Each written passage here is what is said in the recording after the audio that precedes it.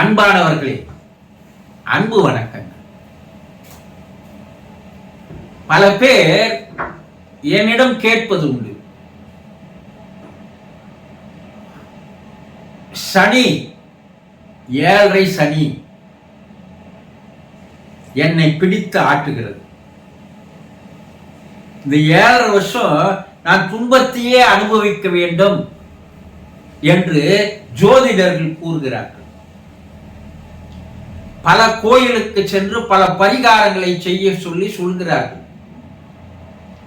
நானும் இதுவரைக்கும் எத்தனையோ கோயில்களுக்கு போய்விட்டேன், பல பரிகாரங்களை செலவு செய்து விட்டேன். 1000 கணக்கில் லட்சம் கணக்கில் செலவானதுதான் மிச்சமே தவிர என்னுடைய கஷ்டம் துன்பம் விளங்கவில்லை. ராகுகேது தோஷம் என்று சொல்கிறார்கள். அதனால் பல தடைகள் ஏற்படுகிறது என்று சொல்கிறார்கள். திருமண தடை ஏற்படுகிறது, குழந்தை பாக்கிய தடை ஏற்படுகிறது, தொழிலில் தடை ஏற்படுகிறது, படிப்பில் தடை ஏற்படுகிறது, வேலையில் தடை ஏற்படுகிறது, இப்படியெல்லாம் சொல்கிறார்கள். குருஜி, இதெல்லாம் உண்மையா என்று பலர் என்னிடம் கேட்பது உண்டு. நான் உங்களை கேட்கிறேன், கடவுளே உங்கள் உள் இருக்கும் போது கிரகங்கள் என்ன செய்துவிட முடியும்? கடவுள் கிரகங்களை படைத்தாரா? கிரகங்கள் கடவுளை படைத்ததா? கடவுள் அல்லவா கிரகங்களை படைத்தார். கடவுளுக்கு தானே அதீதமான சக்தியும் ஆற்றலும் மகத்துவம் மகிமையும் இருக்குது. அப்ப கடவுளுக்கு அவ்வளவு அதீத சக்தி இருக்கும் போது இந்த கிரகங்கள் கடவுளை என்ன செய்திட முடியும்? அந்த கடவுள் தானே உங்கள் உள்ளேயும் இருக்கிறார். இதையெல்லாம் நீங்கள் நம்புவது ஏன்னா, 7.5 சனி, ராகுகேது தோஷம், செவ்வாய் தோஷம், இதெல்லாம் நீங்க ஏன் நம்புறீங்கன்னா, கடவுள் உங்களுக்குள் இருப்பதை நீங்கள் உணர்ந்து கொள்ளவில்லை என்றுதான் அர்த்தம், வேற ஒண்ணும் இல்லை. உங்களுக்குள் இருக்கின்ற கடவுளை நீங்கள் உணர்ந்து கொண்டால் உங்களுக்குள் ஒரு பெரிய ஆற்றலும் சக்தியும் தானாக உருவாகிறது. ஆற்றலும் சக்தியும் அதிகமாக இருக்கின்ற இடத்தில் கிரக தோஷங்கள் ஒன்றும் பண்ண முடியாது. எத்தனையோ சித்தர் வாழ்க்கையை புரட்டி பார்த்து படிக்கிறோம்.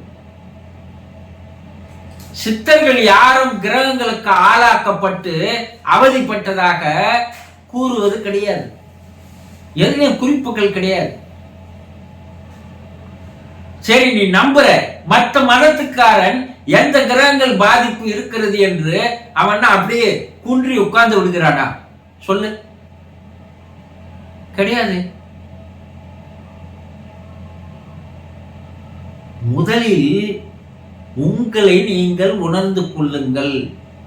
உங்களுடைய மகிமையை, உங்களுடைய மகத்துவத்தை, உங்களுடைய ஆற்றலை, சக்தியை நீங்கள் உணர்ந்து கொள்ளவே இல்லை. இந்த உலகத்தையே ஆட்டி படைக்கின்ற அற்புதமான சக்தி உங்களுக்குள் இருக்கிறது. இது சித்தர்கள் உணர்ந்து கொண்டார்கள். சித்தர்கள் உணர்ந்து கொண்டதால்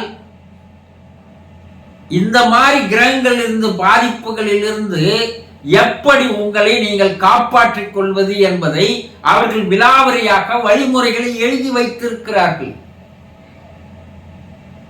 உங்கள் உடலும் உங்கள் மனமும் பலவீனமாக இருந்தால் மற்ற கிரகங்களுடைய சக்திகள், அதிர்வு அலைகள், ஃப்ரீக்குவென்சிகள் உங்களை பாதிக்க செய்கிறது.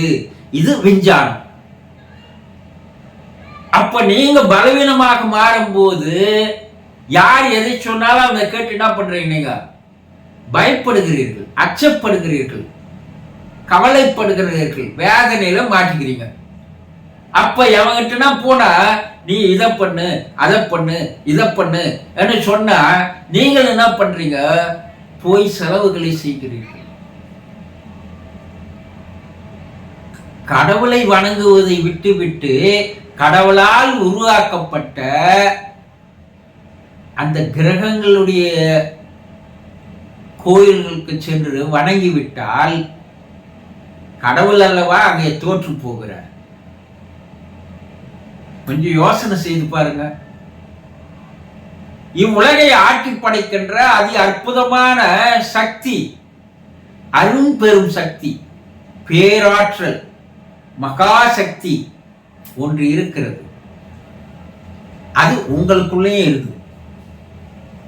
அப்போ எப்போது நீங்கள் உங்களுக்குள் இறைவன், கடவுள், தெய்வம், ஆண்டவன், பரம்பொருள், பரமசிவன், பரமபிதா, எத்தனை பேர் வச்சு அழைக்கிறோம், அது எல்லாமே ஒரே ஒரு சக்தி தான்.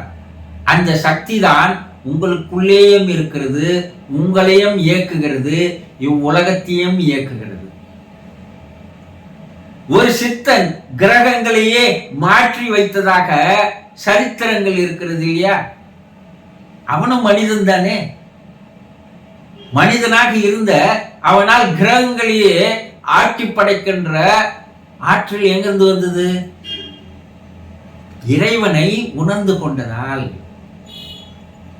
உங்களுக்குள் இருக்கின்ற இறைவனை முதலில் உணர்ந்து கொள்ளுங்கள். அதற்குண்டான வழிகளை தேடுங்கள், அதற்குண்டான பயிற்சிகளை செய்யுங்கள்.